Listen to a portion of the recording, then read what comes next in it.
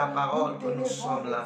Oh, nous bénissons ton nom pour la parole, ta parole. Ta parole est extraordinaire. Ta parole est extraordinaire. Et parce que c'est dimanche, nous venons rendre grâce à toi. Parce que c'est dimanche, nous venons encore t'honorer.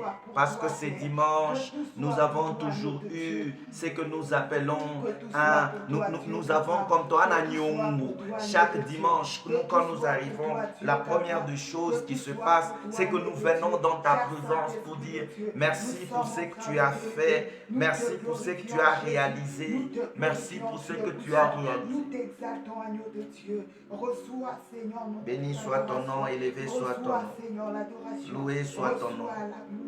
Nous n'allons pas aller dans une autre semaine sans d'abord reconnaître que ce que nous sommes, c'est lui. C'est à cause de toi que nous vivons.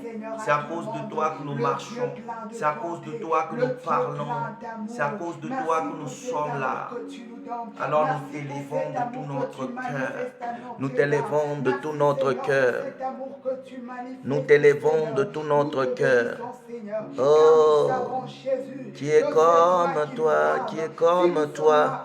Si toi tu ne nous gardes pas, si toi tu ne nous protèges pas, si toi tu ne nous gardes pas, si Dieu n'a pas gardé nos enfants, qui pouvait nous les garder, qui pouvait les garder, qui pouvait garder nos enfants, si Dieu ne les avait pas gardés, si Dieu n'avait pas gardé nos maris, qui pouvait les garder? Nous te bénissons, Seigneur, toi qui bienvenue, bienvenue, Saint-Esprit de Dieu.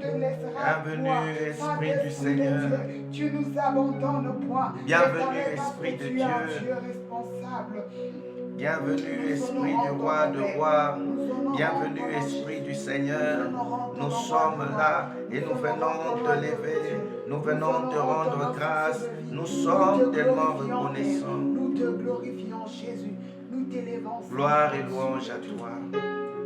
Gloire et louange à toi. J'aimerais pendant ce temps, bien-aimé dans le Seigneur, alors que nous sommes en train de monter, c'est le mois de la Bible, le mois de la parole. Un mois où Dieu veut que tu l'entendes. Un mois où Dieu veut que tu aies une relation particulière avec sa parole. Bien-aimé, c'est un peu, ça peut apparaître habituel, mais ce n'est pas habituel. J'aime cette habitude, elle est bonne, parce que cette habitude nous permet, chers frères et sœurs, d'entrer dans la profondeur avec Dieu. Est-ce que quelqu'un peut encore commencer à dire au Saint-Esprit de Dieu, renouvelle mon cœur, renouvelle mes pensées, pour que tes pensées à toi deviennent des pensées réceptives à la parole de Dieu. On n'a pas assez de temps, c'est dimanche aujourd'hui. Nous voulons tout simplement lui dire, je suis disposé. Est-ce que tu sais que Dieu t'a envoyé sur la terre avec la mission d'annoncer Jésus, avec la mission d'annoncer Christ, et que tu ne peux pas l'annoncer sans la parole? Est-ce que quelqu'un peut dire, j'ai encore besoin de ta parole? Quelqu'un peut encore le lui dire, j'ai encore besoin de ta parole. J'ai encore besoin, enseigne-moi ta parole. Enseigne-moi ta parole. Élève ta voix là où tu es et commence à bénir, à prier. Demande au Saint-Esprit de t'apprendre la parole de Dieu, de t'apprendre à aimer la parole, de t'apprendre à marcher selon la parole. Un chrétien, c'est un produit de la parole. Élève ta voix là où tu es et commence à dire au Saint-Esprit, aide-moi, aide-moi à connaître la parole. Aide-moi à marcher dans la parole. Aide-moi à vivre dans la parole. Aide-moi à être un homme, une femme de parole. Parle au Saint-Esprit. Dis-lui, aide-moi. Dans le nom de Jésus. Aide-moi à être cet homme de parole. Cet homme de parole. Dans le nom de Jésus-Christ de Nazareth. Nous voulons devenir ces hommes et ces femmes qui marchent par la parole. Ces hommes et ces femmes qui vivent par la parole. Dans le nom de Jésus, nous voulons être ces hommes et ces femmes qui marchent par la parole. Dans le nom de Jésus. La Bible dit la parole de l'Éternel est une lampe à nos pieds, une lumière sur nos sentiers. Non, ne nous posons pas des questions. Pourquoi par exemple aujourd'hui, les gens n'ont plus le même... presque le même amour. Ils ne sont plus pressés pour aller annoncer la parole parce que justement eux-mêmes ne portent pas la parole. Nous allons dire, Saint-Esprit, je sais que j'aime bien porter ceci et cela, j'aime bien avoir l'argent, mais je veux par-dessus tout avoir ta parole. Je veux marcher par ta parole. Enseigne-moi ta parole. David est en train de dire, je serre ta parole dans mon cœur afin de ne pas pécher contre toi. Que tu serres la parole de Dieu dans le cœur, dans ton propre cœur, pour ne pas pécher contre Dieu. Donne-nous la capacité d'aimer la parole. Donne-nous la capacité d'aimer la parole. Qu'on aime cette parole encore. Qu'on l'aime de tout notre cœur. Dans le nom de Jésus. Et chaque fois qu'on dit à la parole, qu'il y ait une sensibilité, qu'on ait la sensibilité à la parole, dans le nom de Jésus. Saint-Esprit de Dieu, nous sommes en train de demander, donne-nous la capacité d'aimer encore la parole. Cette parole qui change, cette parole qui délivre, cette parole qui aide, cette parole qui guide, donne-nous la capacité d'être sensible à la parole. C'est le mois de septembre. Je veux m'attacher à la parole. Je veux être attaché à la parole. Je veux être attaché à la parole. Je veux être attaché à la parole. Je veux vivre selon ta parole. Je veux vivre que ma famille marche selon ta parole. Que même ma maison soit sous l'autorité de ta parole. Dans le nom de Jésus.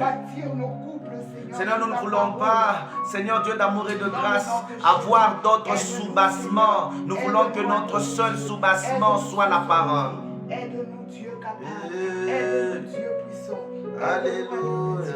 Dans le nom de Jésus, nous te voulons, Seigneur. Nous voulons, Seigneur Dieu de grâce. Ah, ta parole, ta parole, ta parole. Nous voulons tellement, Seigneur, que ta parole, Seigneur, commence à se manifester au-dedans de nous. Que cette parole éternelle puisse nous ta parole encore. Que cette parole puisse nous rendre encore meilleurs. Dans le nom nous de sommes Jésus. là. Nous voulons, Seigneur, nous avons besoin de ta parole. Nous avons besoin de ta parole. Nous avons besoin de ta parole. Vivre conformément à ta parole. Ta parole. Ta parole nous instruise. Ta parole. Laisse que ta parole ta nous parole. instruise. Que nos pensées, ta parole. Seigneur Dieu de grâce, soient ta parole éternel Dieu, dans le nom conformément de à Jésus. ta parole. Dans le nous nom avons de besoin Jésus. de Que toi. ta parole Nous soit avons là, besoin Seigneur. de toi. Notre Enseigne-nous ta parole. Seigneur, Dans au le travers nom de de ta Jésus. parole. Dans le nom de Dans Jésus. le nom de Jésus. Dans le nom de Jésus. Alors nous allons prier pour la semaine qui va commencer. Tu vas dire au Saint-Esprit de se servir de toi comme un canal par lequel il va passer pour parler à une personne de Jésus. Alléluia. Parce qu'en réalité, la bonne évangélisation, ce n'est pas seulement aller dire ce que Jésus est. Mais la bonne évangélisation, c'est d'être ce que Jésus est. Afin que les gens qui vont nous voir, même quand ils nous regardent vivre, c'est simple. Nous ne voulons pas des prières du genre trop. Non, nous voulons des prières simples. Où on est conscient, c'est que si nous sommes sur la terre, nous portons la mission. Nous avons la mission d'aller amener Jésus. Nous avons la mission d'aller amener Jésus. Aujourd'hui, nous avons écouté la parole aujourd'hui matin. Cette parole qui nous parlait sur faites la volonté de votre Père. Allez et faites la volonté de votre Père. Et à la fin de tout dans ma méditation, j'ai vite compris que la volonté de Dieu, c'est de croire en Jésus. La volonté de Dieu, c'est de manifester Jésus. C'est tout ce qu'il y a comme volonté de Dieu. Servir Dieu, c'est croire en Jésus. Jésus dit faire l'œuvre de Dieu, c'est croire en celui que Dieu a envoyé. J'aimerais pendant ce temps que quelqu'un commence à dire à Dieu, je veux être cet instrument que tu vas envoyer dans ma famille afin que les gens te connaissent. J'aimerais être cet instrument que tu vas envoyer dans la maison afin que mes enfants te connaissent. Je ne veux pas que mes enfants se perdent. Je veux que la parole de l'Éternel soit dans ma bouche. Même quand j'y réponds, j'ai aimé un frère du Renouveau au Saint-Esprit, lorsqu'il envoie même un message, même quand vous lui dites bonjour mon frère, lui va te répondre en disant salut Marie, tout ça pleine de grâce. Il va te donner un passage biblique. Comment vous allez? La grâce de Dieu nous soutienne selon Éphésiens chapitre 2. Il va te donner. Pourquoi? Il veut accommoder sa vie sur la parole de Dieu. C'est ce qui va faire notre force. Est-ce que quelqu'un peut lever sa voix et dire à Dieu, je veux accommoder ma vie, je veux que ma vie soit complètement basée sur ta parole. Élève ta voix et commence à prier dans le nom de Jésus. Prie, demande au Saint-Esprit. Dans les quelques minutes, demande, Saint-Esprit de Dieu, Saint-Esprit de Dieu, ma vie ne peut pas être en dehors de la parole de Dieu. Ma vie doit être conforme à la parole. Ma vie doit être conforme à la Bible. Je veux marcher selon la parole de Dieu. Je veux travailler en ayant dans mon cœur, en ayant dans mon cœur et dans mes pensées devant moi comme critère la parole de Dieu. Là où je dois me conformer, c'est me conformer à la parole. Je refuse de me conformer aux choses que je vois. Je veux marcher selon la parole. Je veux que ma famille, Seigneur, fonctionne selon la parole. Je veux que même ma vie sur la terre fonctionne selon la parole de Dieu. Qu'elle devienne, Seigneur, la référence de ma vie. Ta parole à toi devienne, Seigneur, le fondement sur lequel je me base, le fondement sur lequel je base ma vie, le fondement sur lequel je base ma famille. Dans le nom de Jésus, je veux marcher selon ta parole. Donne-moi la vie dans ta parole. Ta parole produit la vie. Ta parole, c'est la lumière. Ta parole, la Bible dit, la révélation de ta parole est claire.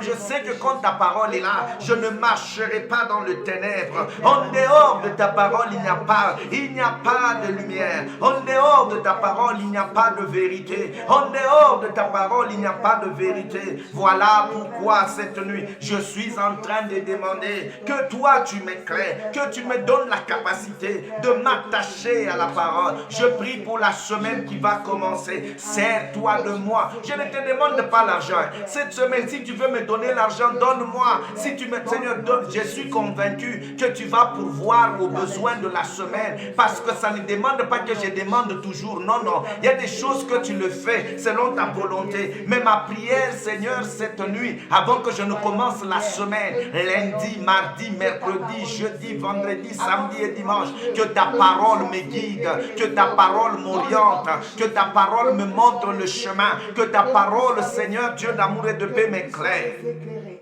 Il y a tellement beaucoup de choses que je ne comprends pas, mais seule ta parole peut m'aider, seule ta parole peut m'éclairer. Dans le nom de Jésus, dans le nom de Jésus, dans le nom de Jésus, dans le nom de Jésus. Alléluia. Gloire à Dieu.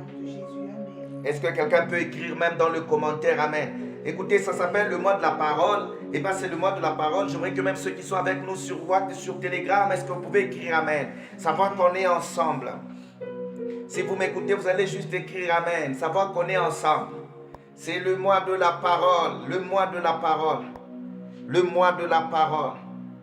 Le mois où notre Dieu est en train de se manifester d'une manière particulière dans la parole. Alors, j'ai voulu que pendant tout ce mois de la parole, que nous puissions revenir, parce qu'aujourd'hui c'est déjà le premier dimanche du mois de septembre, que nous puissions revenir sur quelque chose, sur un enseignement important. Je veux le donner calmement afin que vous puissiez le comprendre. Vous savez, aujourd'hui, je veux vous dire la vérité, je ne cesse de le dire ces derniers temps. Il y a une chose que Satan est en train de combattre dans la vie des couples. Il y a une chose que Satan est en train de combattre dans la vie de beaucoup d'enfants de Dieu, c'est leur capacité à méditer la parole de Dieu, leur capacité à être faite, leur relation avec la parole. Il y a un problème entre les chrétiens et la parole. Il n'y a pas de problème entre les chrétiens et la prière. Le chrétien aime prier. Le problème, c'est qu'on nous a tellement mal enseigné, on nous a fait comprendre que la prière était importante, ce qui n'est pas mauvais. Mais la prière, comme nous l'avons dit, ça devait être une réponse à la parole de Dieu. Que quelqu'un dise Amen.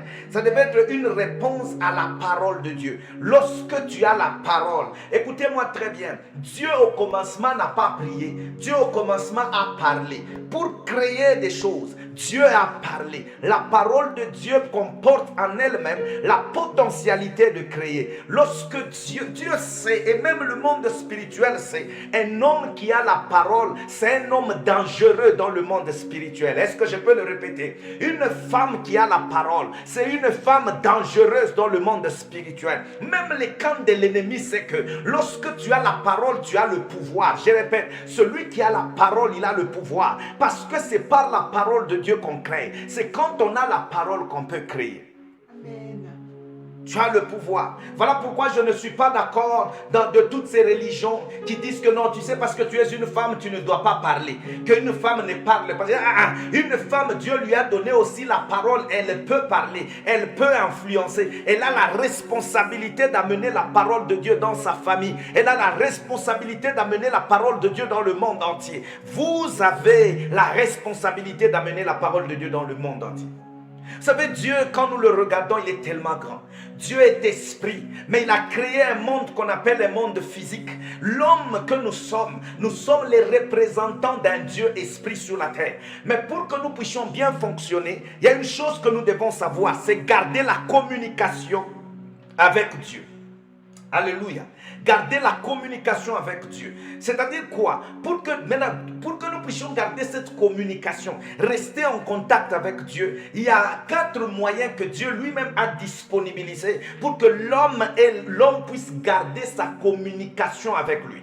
La première des choses, comment un être naturel peut entrer dans le monde spirituel, échanger avec un Dieu qui est spirituel. Le premier moyen de communication, frères et sœurs, c'est pas d'abord la prière, c'est la parole. Que quelqu'un écrive la parole.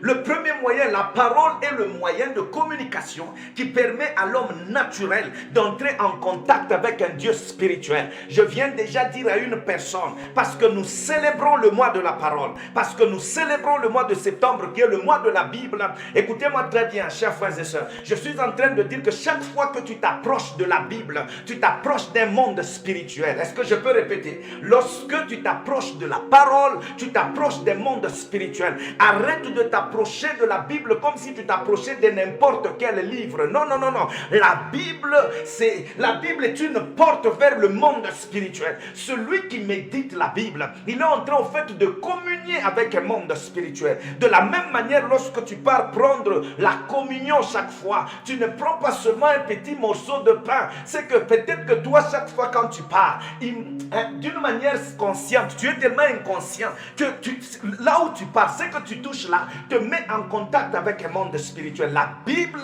la parole de Dieu est un monde spirituel. Que quelqu'un dise Amen. Amen. Le deuxième moyen qui permet à l'homme naturel d'entrer dans ce qu'on appelle d'être en contact avec le monde spirituel, c'est le moyen de la prière. Alléluia.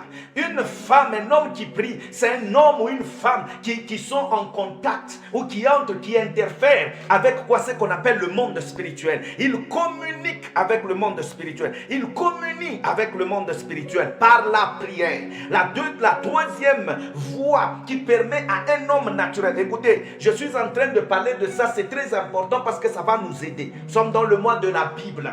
La troisième voie qui te permet d'entrer dans le monde spirituel, de communier avec un Dieu spirituel, c'est le moyen de l'église. Que quelqu'un écrive église.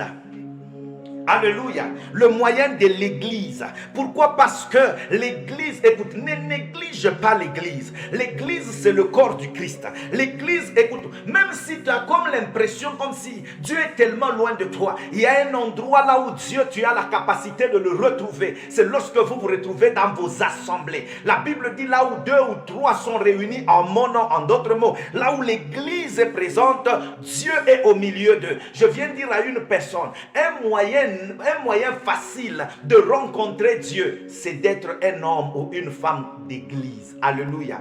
Des hommes ou des femmes d'église rencontrent facilement Dieu. Et j'aimerais terminer en disant la quatrième voie qui permet à l'homme, un homme naturel, d'interférer avec les choses spirituelles, avec un Dieu spirituel, c'est ce qu'on appelle le Saint-Esprit. En d'autres mots, je viens de vous parler de 4 choses importantes, de 4 doctrines importantes qui doivent vous aider, vous devez les manager, vous devez les comprendre pour que vous puissiez entrer dans ce qu'on appelle, commencer à communiquer avec le monde spirituel. Le premier moyen, c'est la parole. Le deuxième moyen, c'est la prière.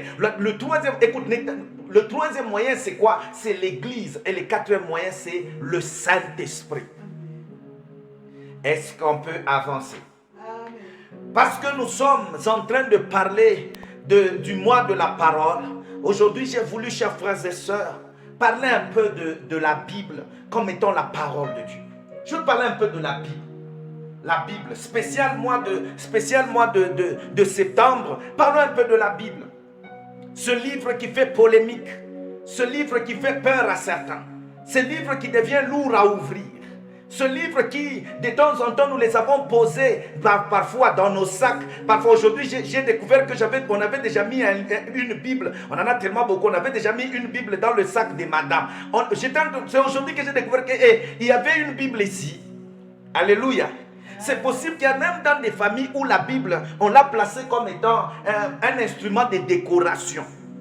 Quand les gens entrent, ils ont la possibilité de dire, ah ok, ils ont quand même aussi la Bible. Mes chers frères et sœurs, je veux parler un peu de la Bible. Alléluia. Je veux parler de la Bible. Je commence par dire que la Bible, là, que vous voyez, c'est la parole de Dieu. La Bible que vous voyez, c'est la parole de Dieu. La Bible que nous portons, la Bible que nous transportons la parole de Dieu. Dieu a décidé écoutez, Dieu a décidé de nous envoyer sa parole, mais de la faire transcrire dans un manuscrit qu'on appelle la Bible. Même si les gens peuvent aujourd'hui commencer à discuter sur est-ce que la Bible, toute la Bible, c'est la parole de Dieu. Chers frères et sœurs, lorsque nous sommes des chrétiens, certes, nous pouvons avoir plusieurs doctrine. Il y a certains qui disent, nous, notre doctrine, nous prenons, il y a de la parole, par exemple, catholique. Nous disons, par exemple, qu'il y a la parole, il y a, par exemple, il y a les magistères, mais il y a aussi la tradition. Il n'y a pas de problème. Mais d'abord, on commence par la parole. Et vous allez vous rendre compte que même la tradition, là, la tradition provient, elle ne vient pas contredire la Bible. Quand les magistères parlent, c'est-à-dire quand je parle de magistère, on parle de père de l'Église. Lorsqu'ils parlent, ils ne viennent pas contredire la parole. Tout ce qu'ils font découle d'abord de la Bible. Voilà pourquoi la Bible devient comme une source de notre discernement. Lorsque quelqu'un nous prêche, lorsque quelqu'un vient prier pour nous, même quand quelqu'un prie pour toi, c'est possible de discerner que cette personne n'est pas dans le vrai. On ne discerne pas que quelqu'un est dans le faux ou dans le vrai sur base seulement de spéculation. Regarde sa vie, regarde son enseignement, regarde sa prière, regarde sa manière d'être. Maintenant, conforme ça ou confronte ça à la Bible. Est-ce que ça match avec la Bible? Les différentes pratiques que nous pouvons faire, même dans des églises pentecôtistes, il y a les autres aussi. Pour eux, ils disent, nous, c'est la Bible, tout simplement. Il n'y a pas de problème. Mais tout ce qu'ils font, est-ce que c'est conforme à la parole? La Bible, c'est la parole de Dieu. Que quelqu'un écrive la Bible. La Bible, c'est la parole de Dieu. La Bible, c'est la parole de Dieu. Alléluia. Dieu est tellement grand pour le connaître. Maintenant, Dieu s'est dit, non, je veux communiquer, je veux collaborer avec l'humanité au travers de ce qu'on appelle la Bible. La parole que tu portes, la Bible que tu ne veux pas ouvrir, cette Bible-là, elle est la parole de Dieu.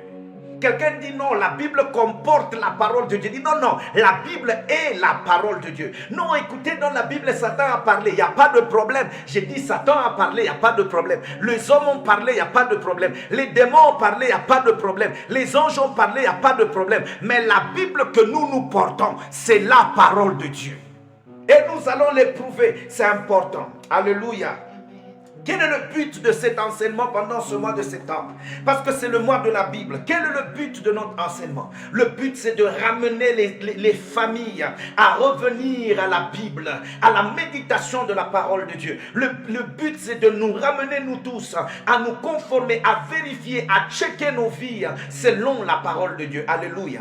Qu'est-ce que la parole de Dieu? Qu'est-ce que la Bible, chers frères et sœurs? Je veux entrer là, il n'y a pas de problème. Vous savez, la Bible, moi, je l'appelle comme l'album. C'est l'album l'album qui te permet de connaître qui est Dieu. Alléluia. C'est l'album qui présente Dieu. Lorsque tu as besoin de connaître qui est Dieu, la première des choses, l'endroit où tu peux aller facilement voir les photos de Dieu, commencer à dire, en telle année, il y a eu ceci ou cela qui s'était produit. C'est la parole de Dieu. La Bible, c'est l'album qui présente notre Dieu. Quelqu'un m'entend. Lorsque vous voulez vous rappeler des choses qui se sont passées en 1990, il y a possibilité par une seule photo. Mais cette photo commence à vous rappeler des événements. La Bible n'est pas seulement un album qui vous présente Dieu, mais la Bible est une lettre d'amour que Dieu envoie à l'homme pour lui dire que, écoutez, je t'aime. Quand tu regardes toute la Bible, c'est toute une lettre d'amour. Une lettre d'amour. Je définis seulement la Bible, c'est une lettre d'amour. Du début à la fin, c'est la manifestation de l'amour de Dieu envers l'homme qui a été déjà perdu. Quelqu'un peut dire Amen.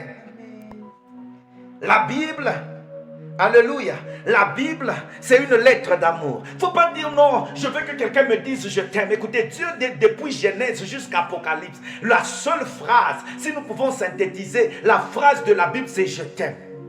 Je t'aime.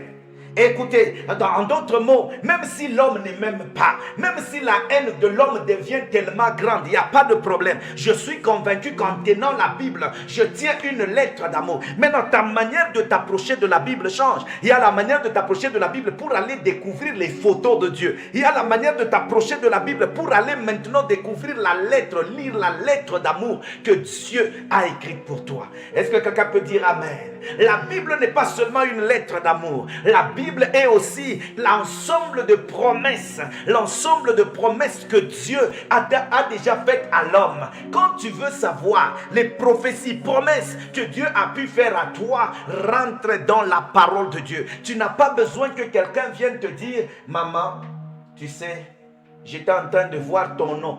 À côté de toi, je vois quelqu'un qui s'appelle M. C'est pas mauvais. C'est important parce que ça t'aide. Nous tous, on va atteindre cette dimension. Mais le problème, c'est quoi? C'est que toutes ces prophéties ne peuvent pas venir remplacer la Bible. Toutes ces paroles de connaissance ne peuvent pas venir remplacer la Bible. Je vous assure, quand quelqu'un connaît la parole de Dieu, il ne sera pas impressionné par ça. Parce qu'il va prendre tout ce qu'il est en train d'entendre, il les confronte à la parole. Il voit, est-ce que c'est vrai, on a vu mon nom? C'est vrai, on m'a donné ceci. Est-ce que ça concorde avec le cœur de Dieu? Ah, la Bible, c'est au fait un livre qui te présente, c'est une lettre qui te présente le cœur de Dieu, qui t'ouvre au cœur de Dieu. La Bible dit Dieu est amour, ça t'ouvre au cœur de Dieu. Comment Dieu fait? Comment Dieu parle? Comment Dieu aime? Ça te donne qui est ton Dieu, la Bible.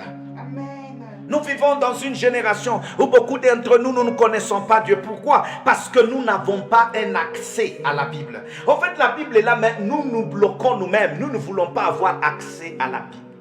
La Bible. Est-ce que quelqu'un entend? La Bible que tu as, la Bible que tu as entre tes mains. J'ai voulu aujourd'hui te parler de cette Bible. Elle est une arme. La Bible est une arme. La Bible déclare, ma parole à moi est un marteau qui brise les rocs.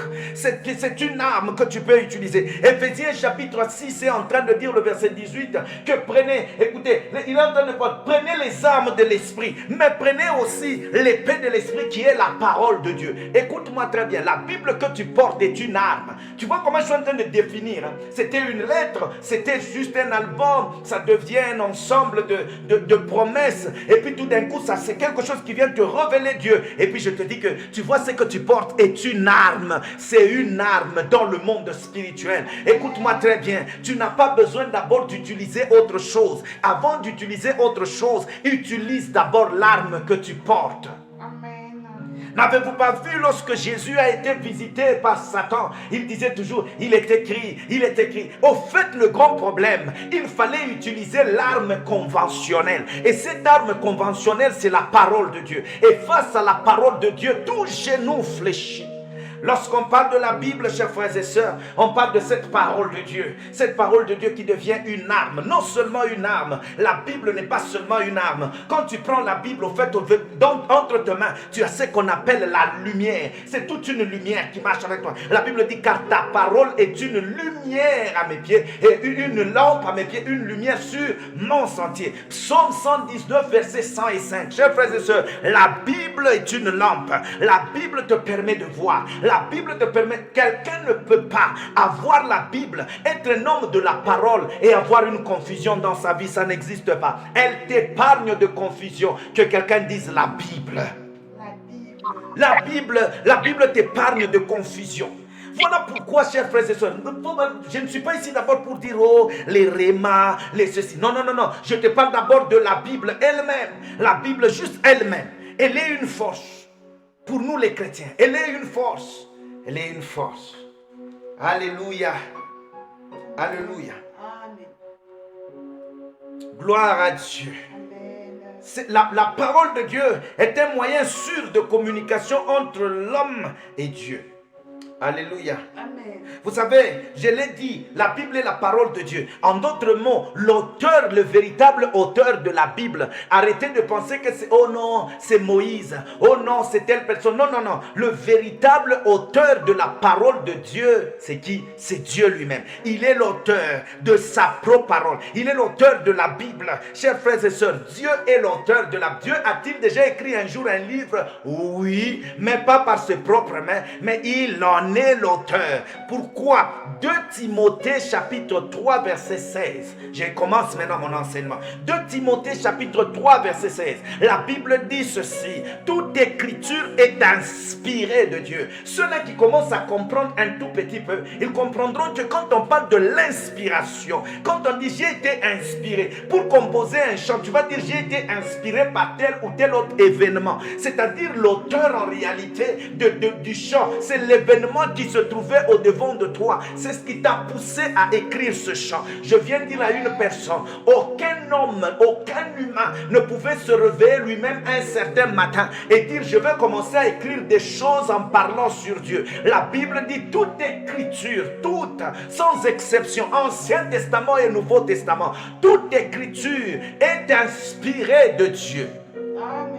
Toute écriture est inspirée de Dieu. La Bible a été inspirée de Dieu. Lorsqu'on parle de l'inspiration, on parle de, ça a été soufflé par Dieu. Vous savez, c'est comme si on te souffle quelque chose. Ce sont des personnes, vous savez, vous pouvez être en train d'écrire. Ces gens-là ne savaient même pas qu'ils étaient en train d'écrire la parole de Dieu. Eux écrivaient, mais ils ne savaient même pas. Parfois, quand tu es inspiré, tu ne sauras pas parce qu'on ne vient pas te dire, Vanessa, je t'inspire maintenant, écris. Non.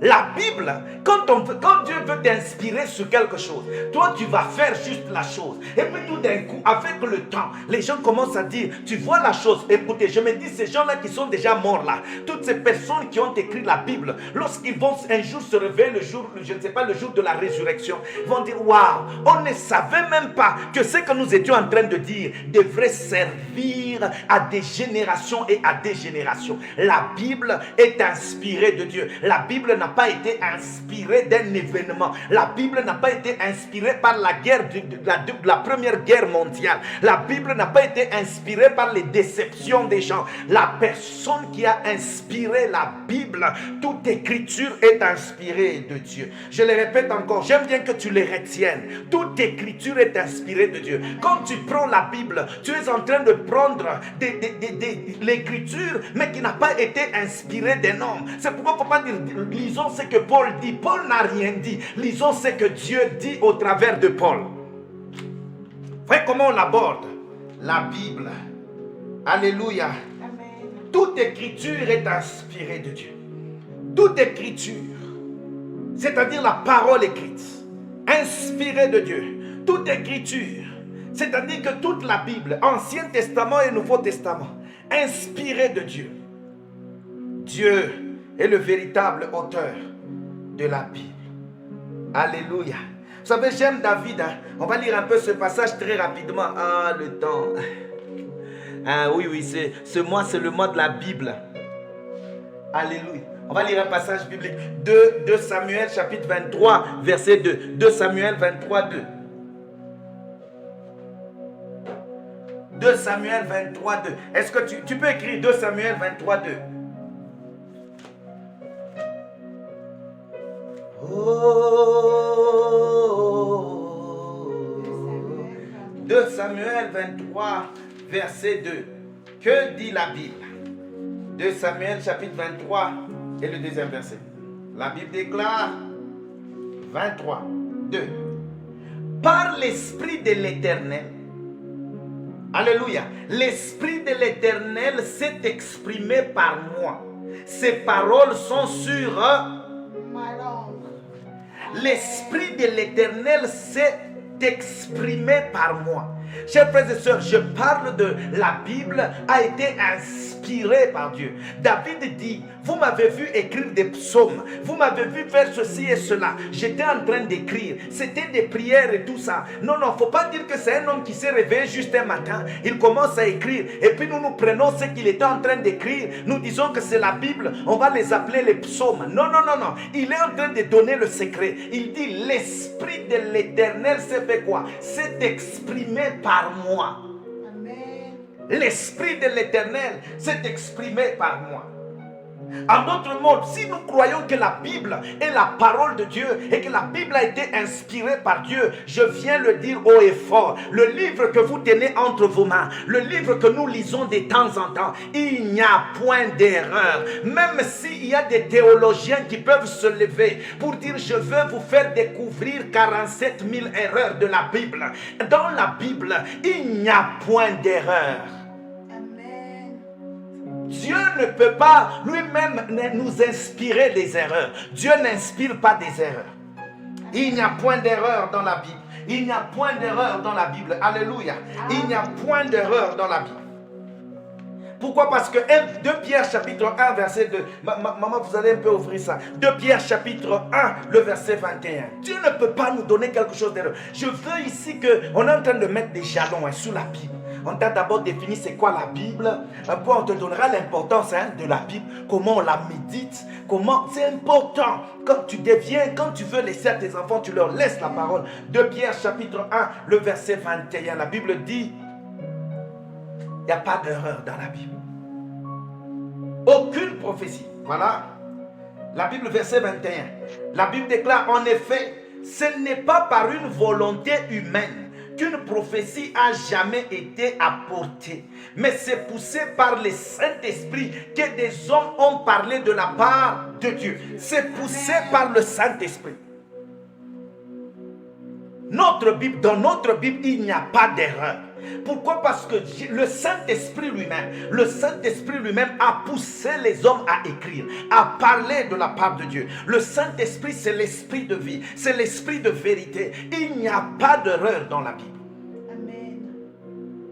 Dieu lui-même, écoutez, j'ai commencé par dire pourquoi je dis il n'y a pas d'erreur. Parce que ce n'est pas par écoutez, ce n'est pas parce que l'homme s'est réveillé un certain matin, il dit je veux écrire la Bible. Non, non, non, non. Parce que c'était poussé par le Saint-Esprit que les hommes ont parlé de la Bible. Tout ce que tu lis, c'était poussé par le Saint-Esprit, inspiré par le Saint-Esprit. La deuxième raison où nous allons dire qu'il n'y a pas d'erreur dans la Bible, même si tu as comme l'impression en lisant qu'ici, regarde les contextes. Quand vous regardez par exemple le livre on était en train de parler à un moment donné sur les évangiles, et nous avons dit que selon les évangiles, vous allez voir que c'est comme si ici on vous raconte, ici on ajoute, ici on a... J'ai dit non, ne regardez pas comme s'il y a des contradictions, non. Chacun est en train de regarder Jésus dans une facette avec un angle particulier.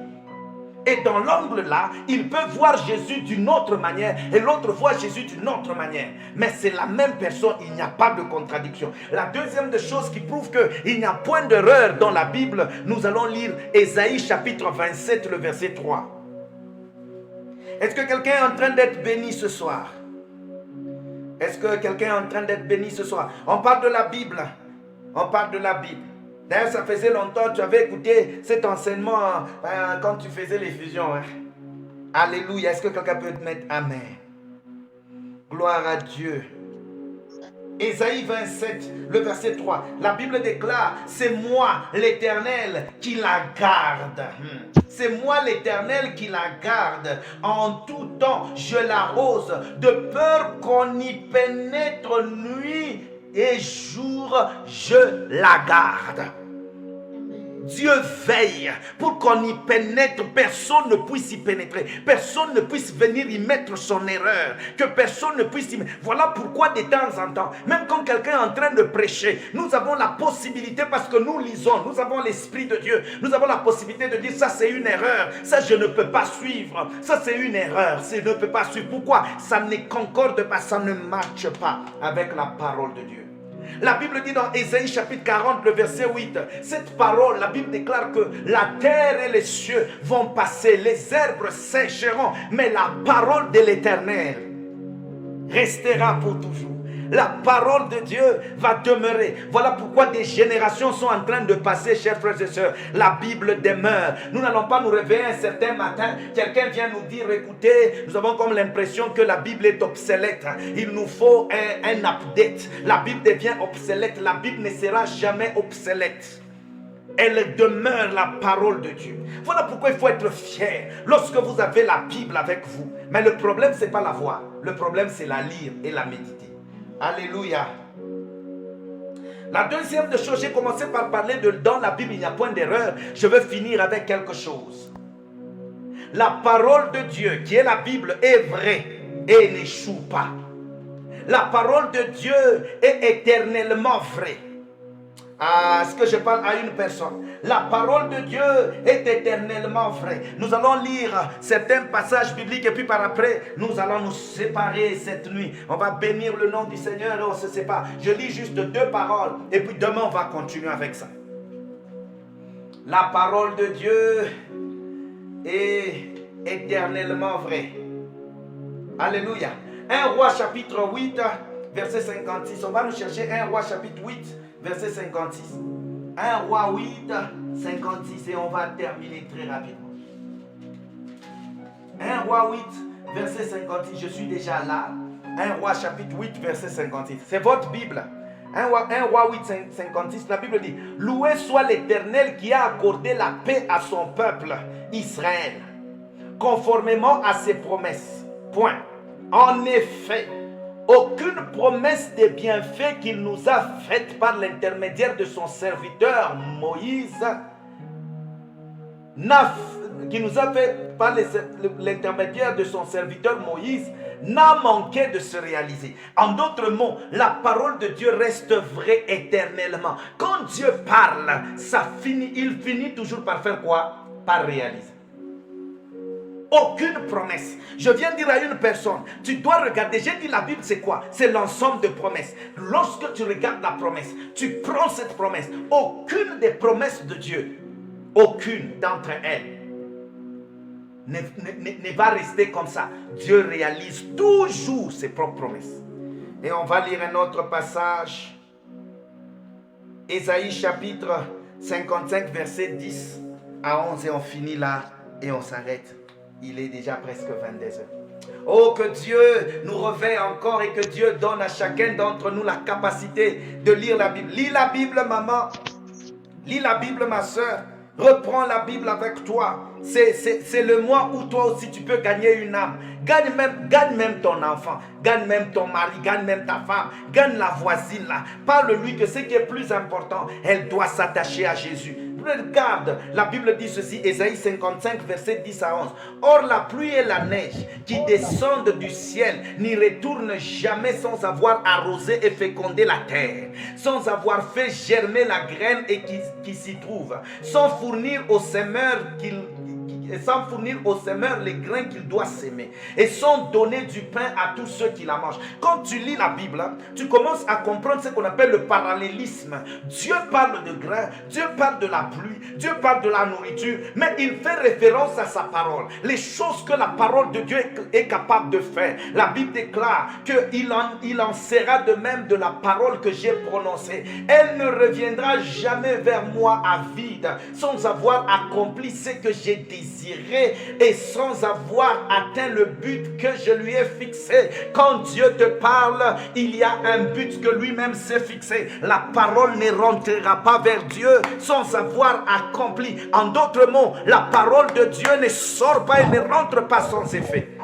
Nous parlons de la Bible, le mois de la Bible. Écoutez-moi très bien, nous sommes fiers. J'aime parfois le musulman. Les musulmans sont fiers de leur Coran. Les musulmans sont fiers de leur Coran. J'aimerais dire aux chrétiens, soyons fiers de la Bible. La parole de Dieu, quand elle est prononcée, quand elle est déclarée par Dieu, elle ne rentre pas sans effet. Elle produit toujours ce pourquoi elle a été envoyée. Je répète encore, elle produit toujours ce pourquoi elle a été envoyée. Quand tu déclares la parole de Dieu dans une situation, cette parole que tu libères, elle ne peut pas entrer dans cette situation et la situation est restée la même. Non, cette situation doit changer, elle doit shift, se transformer. Pourquoi? Par la puissance de la parole de Dieu. Elle comporte la puissance nécessaire pour accomplir ce pourquoi elle a été envoyée. Elle comporte la puissance nécessaire pour accomplir la mission pour laquelle elle a été envoyée. La parole de Dieu, la parole de Dieu. Je m'en fous des paroles d'abord des hommes. C'est vrai que nous avons parlé de la puissance de parole, mais j'aimerais dire à une personne, la parole de Dieu, elle est plus puissante que la parole des hommes. La parole de Dieu, elle est plus puissante que la parole de Satan. La parole de Dieu, elle est plus puissante que la parole de sorcier. Arrête de te faire tellement du mal parce que quelqu'un a parlé. Écoute-moi très bien, ce qui doit beaucoup plus te déranger, c'est que Dieu puisse parler. Vous savez, le problème c'est quoi? C'est que si Dieu n'a pas encore parlé, rien ne bouge. Mais lorsque Dieu parle, même le monde de ténèbres commence à suivre. Pourquoi? Parce que la parole de Dieu lead toujours. On acclame le Seigneur. J'aime acclamer la parole. On acclame la parole. La parole de Dieu va le faire. Que Dieu te bénisse encore. Et je te souhaite un excellent mois de septembre. Tu vois, regarde cette parole. Dans cette situation, proclame juste la parole. Cherche la parole. Essaye de te mettre, tu dis, ce mois-ci, je veux réfléchir sur l'amour de Dieu. Ce mois-ci, je veux réfléchir, par exemple, sur la compassion de Dieu. Va chercher tous les passages qui parlent sur la compassion. 30 passages qui parlent sur la compassion. Non, 60. Le matin, tu proclames one. Le soir, tu proclames l'autre. Et puis, avant de dormir, tu proclames encore. Ça s'appelle, tu vas te build up. Tu vas te construire toi-même. Que Dieu te garde cette nuit. Que Dieu t'accorde ce mois à vivre selon la volonté de sa propre personne. Au nom de Jésus, nous avons ainsi prié avec action de grâce et nous disons Amen. Que Dieu vous bénisse abondamment et nous vous souhaitons vraiment un excellent mois de septembre. Et par la grâce du Seigneur, nous allons vous faire un rapport par rapport à notre descente chez les malades. Que Dieu vous bénisse. Dormez bien. On se voit demain. On continue avec le même sujet, la parole de Dieu et la Bible. Que Dieu te bénisse. Amen. Alors pour ceux qui sont sur Facebook, que Dieu vous bénisse. Et ceux qui sont sur Telegram, que Dieu vous bénisse. Bye et à la prochaine. Bye bye. Plaisir.